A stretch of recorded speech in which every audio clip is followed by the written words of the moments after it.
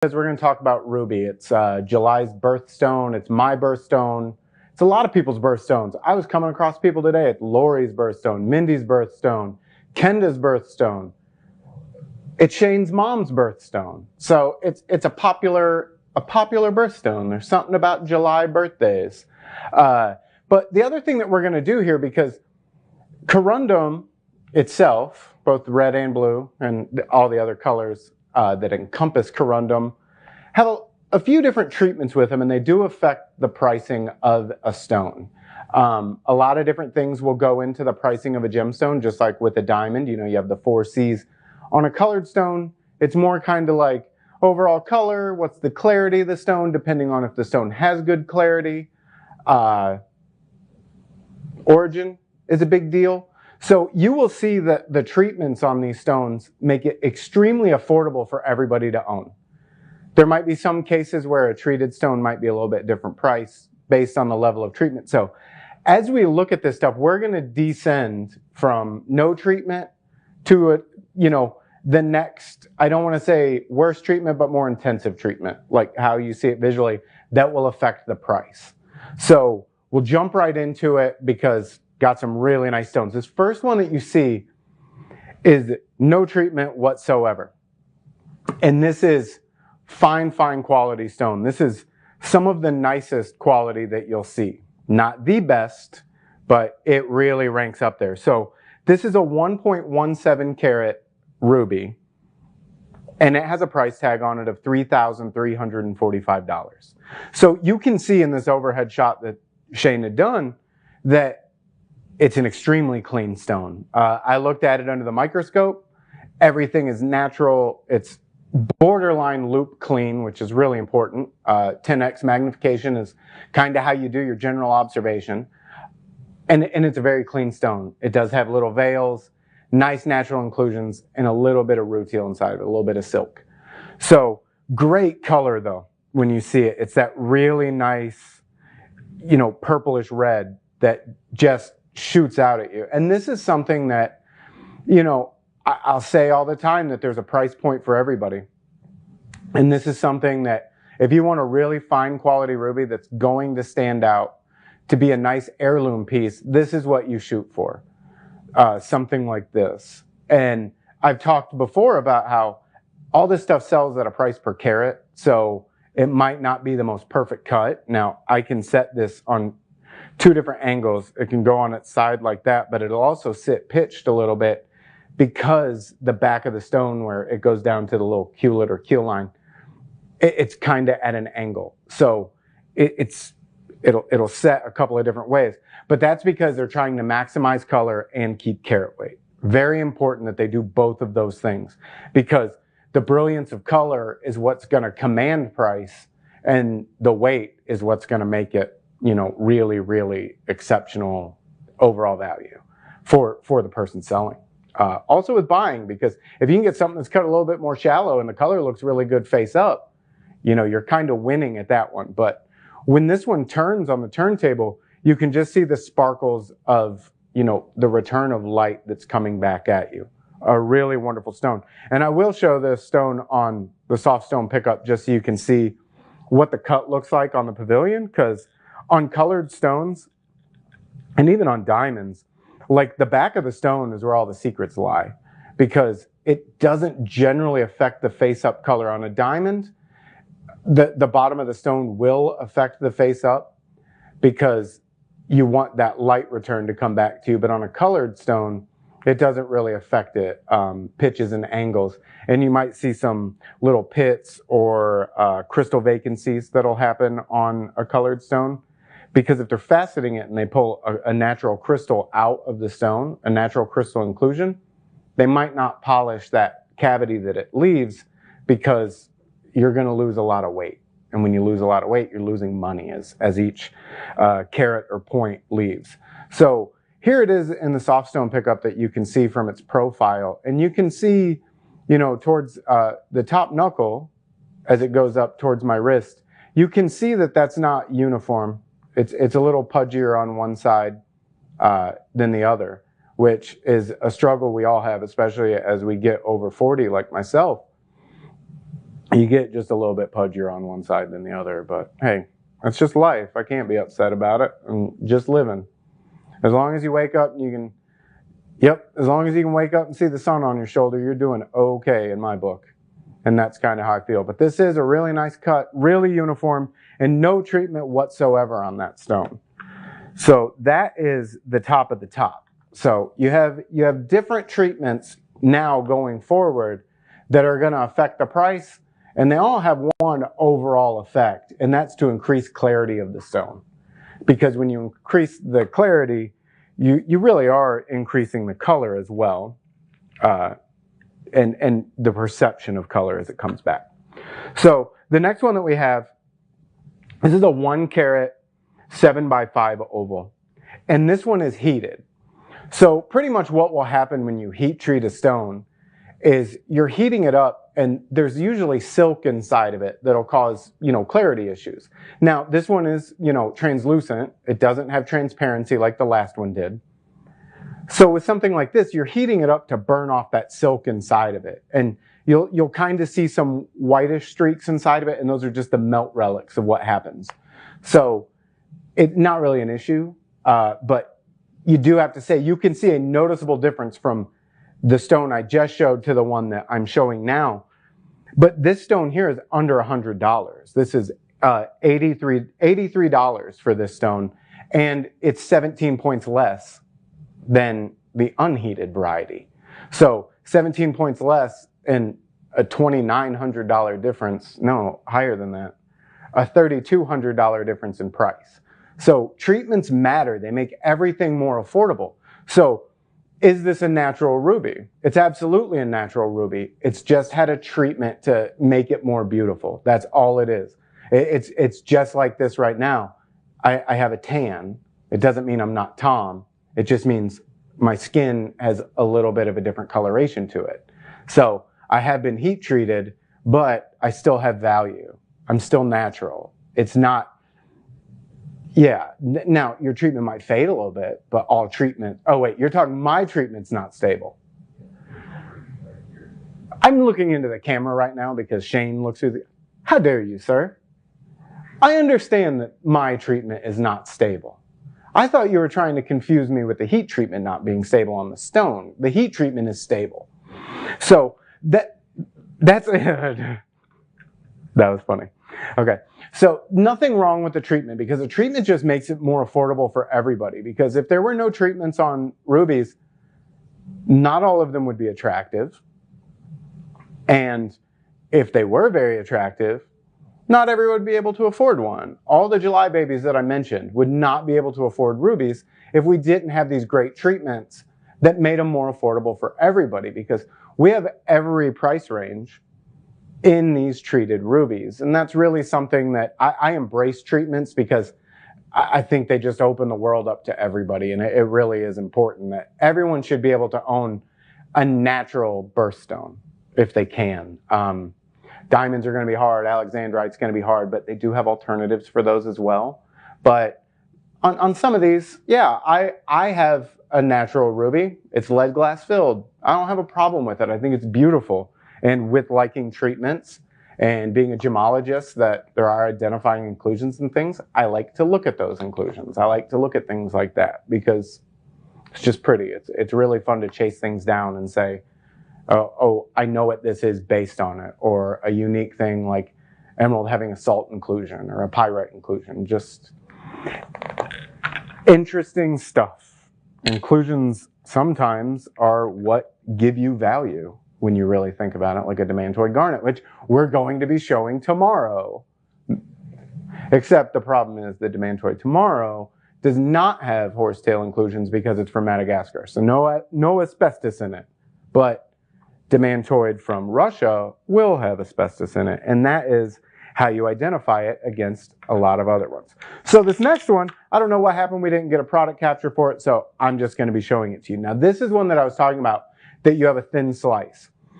So this is a 1/2 carat 7x5 oval, and this is flux healed. So this one is actually more expensive than the last one. So smaller stone, cut completely different, and the treatment is the next in line, a little bit lower. So why is it more expensive? And that's because this one is Burmese. So that's where your locale really changes everything in your pricing. You have to factor everything into it.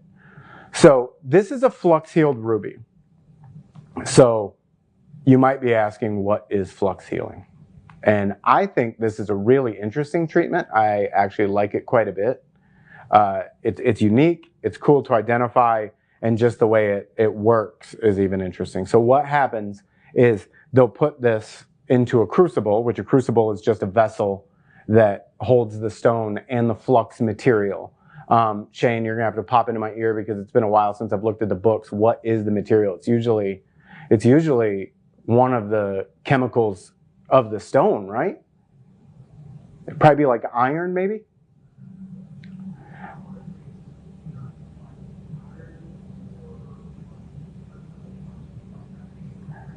Yeah, iron, titanium, something like that. So what'll happen is they'll put it in there with that material, and then they heat the ruby up almost to its melting point. So the surface just kind of melts a little bit.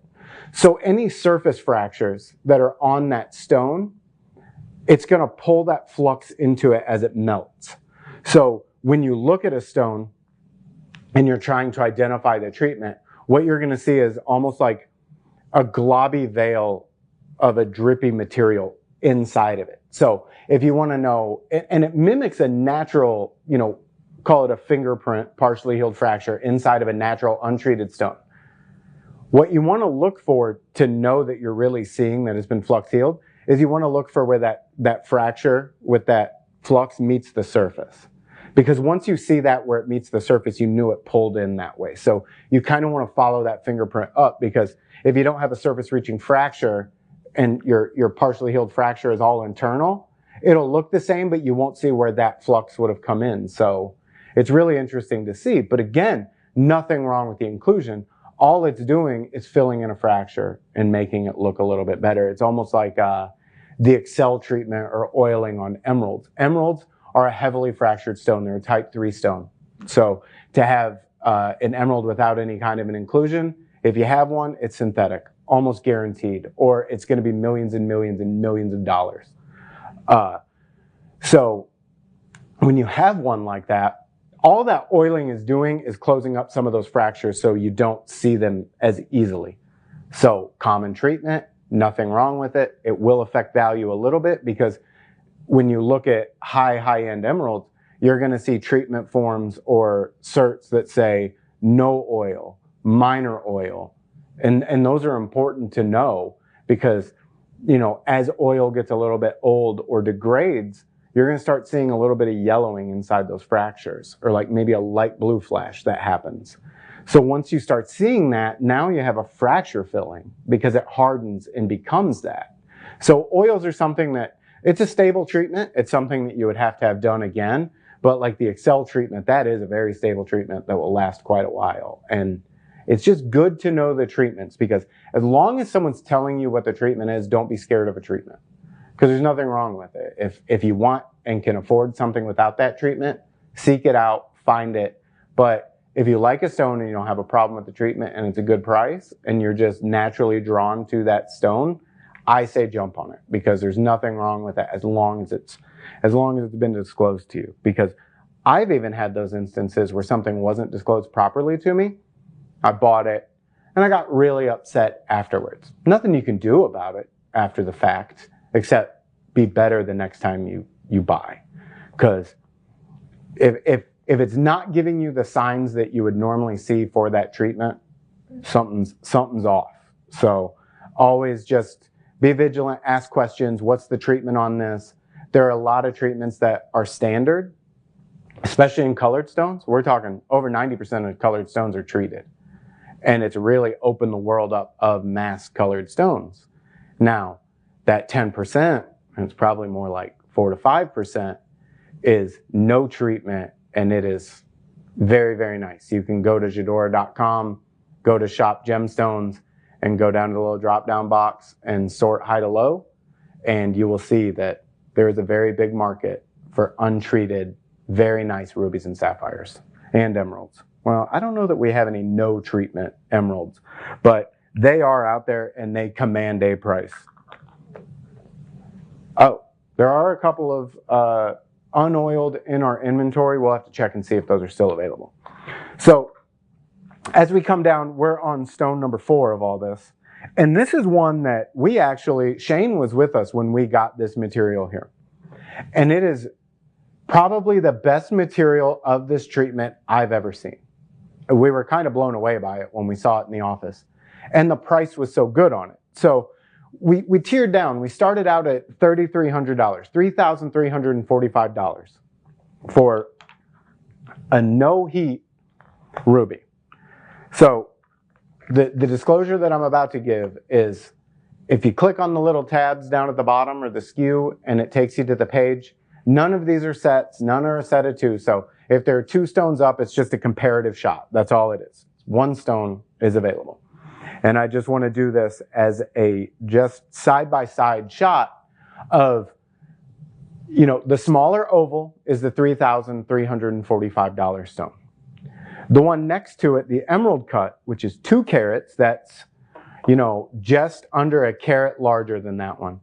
And it's $21. So an 8x6 millimeter emerald cut, 2 carats, $21.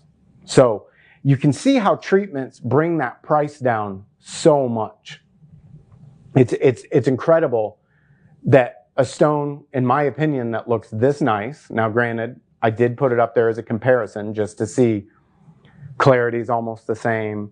Color is quite a bit different, but you have that more fine purple red, you know, the medium purple red on the unheated. And then you have a lot lighter, almost leaning towards the pink, which that's even a bigger thing. The subjectiveness of pink to purple, or, you know, pink to red on corundum, how you go from a pink sapphire to a ruby and what that fine line is. So this is definitely ruby.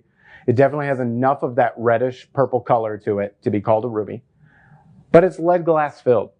And that's, you know, important to say. So what is lead glass filling? Lead glass filling is where you take a crystal that has a lot of natural vacancies already in it, a lot of pits, a lot of cavities, and you just put it in and you know, fill it with glass. It just kind of surrounds it and fills all those pits and vacancies. And then you cut that stone all the way around into a normal stone. So it's a borderline hybrid because you will have glass surfaces. Now, when I said that this was the nicest material that I've ever seen, one of the best ways that you can identify a glass-filled ruby has air bubbles in it. So when you look inside of it, some of them can mimic a crystal in its shape, but you have a lot more of them inside of it. So they have little perfectly round air bubbles inside of it, more than one. They'll be scattered across randomly. It'll have a blue flash inside of it when you rock it back and forth with light behind it. And then the other big one is that it'll have channels across the surface where your polish luster will be different. Because on corundum and ruby, what you have is a vitreous luster on it. So it's not dull, but it's not adamantine like glass or zircon or diamond. It's not that crisp luster. So when you see that, as it goes from that vitreous to, you know, the adamantine or subadamantine, it's gonna just look sharper. Like as you roll it across, it'll be a little bit dull and then just a nice glare when that light reflects off of it. These stones did not have that like surface break on the tables. There might be some on the back, but most of the glass is contained to the inside. So these have a really good luster, they have really good color, and they're just an attractive stone in my opinion. So when we were offered these in New York, like we all kind of huddled. It was me, Jay, George, and Shane. And we were like, this is better than we've seen in a long time. And then we can offer it at a really low price. And it's something that there's a price point for everybody. So you're getting a 2-carat stone, a calibrated stone that has good color, and it's extremely inexpensive. And it's, you know, it shows up big on the hand. It would be a very nice pendant, nice dangle earrings if you could get them. And it's just something too that, like, even if you can afford, you know, if you can afford the unheated ruby, this is nice also to wear when you're going somewhere that you don't want people to know that you have the untreated ruby money. Because if you're going on vacation to an area where you want to go out at night, and do things like wear your lead glass filled ring. You don't have to wear your untreated ruby, your 2-carat untreated ruby out to dinner. You can wear your lead glass filled one where, someone will say, hey, I really like your ring. Thank you very much. I appreciate that. But you don't have to have that constant worry of, getting chased down an alley like Batman's parents. It's easier to do these things. That's right. If you want good pearls, I'm your guy. I can find you some nice Tahitian, some nice golden South Seas, whatever it is. So the last one that we have, which is a treatment, but I don't feel like it even falls into the scale of all these. It's just something that's just a common treatment that'll happen, and it just kind of makes things more pretty, I guess. It's for more opaque, non-stable material. It just stabilizes it, and you'll really only see it in the lowest quality crystal material, decorative type stuff, and really it's not a bad treatment. It's just standard treatment, and it's almost like an over-disclosure, but it's oiling. So it's probably just like a mineral oil or something that they're just rubbing on it. And I'm going to actually kick that one to the side if it'll stay. This is a sphere. This is a 19 millimeter ruby sphere. It's $20. And I really liked these. I was really impressed with these. We have a lot of spheres on the website and eggs. We were able to get quite a few of them, different sizes, different millimeter sizes, I should say. But they have really good color, really good saturation of color. And it's just kind of like the natural ruby in its own form. We're shaping it for you, so it's not in that, I guess, like hobo sack crystal structure that you'll sometimes see. But it's just really nice and unique, and it's a natural ruby that you can have at your house on display at all times. And it's great too, because this turntable shot, you can see that it's got like that little inclusion in it, that natural black inclusion. And they are through there. And the great thing, it's great because you're seeing it right there. That silk below the surface, the polished surface, it just pops out and flashes. So that is what a heat treatment would make melt, and you wouldn't see that. So you will have a little bit of chatoyancy. It doesn't really make asterism or anything, or even an eye, but just a really cool, a nice little shimmer that you'll see at times on these. And they do fluoresce really well. I didn't bring my UV light down here because I didn't want to bother with it. It's got a little touch to it where you have to slap it to get it to stay on sometimes, and that's unprofessional. We're not doing that today. This is a high-class stone ruby, so we don't want to do things like that, like slapping a flashlight on the table to get it to stay on consistently. Even though it's cool, fluorescence is awesome. I love it. But this is ruby in a nutshell with all of its treatments. No bad treatments as long as they're disclosed. Most important thing, they have to be disclosed to you, because anyone who's not telling you what the treatment is not someone you want to trust buying anything from. So you can find me on JTV_Tom Joyce on Instagram, on Facebook. Go to Jadora.com, shop all gemstones. And of course, I'm going to be here tomorrow. I'm going to have Preston with me, and we're going to talk about demantoid garnet from Madagascar. We're going to have faceted stones. We're going to have specimens, and hopefully we're going to have a good time. I'm going to try. So everybody have a good one. Thanks so much for tuning in.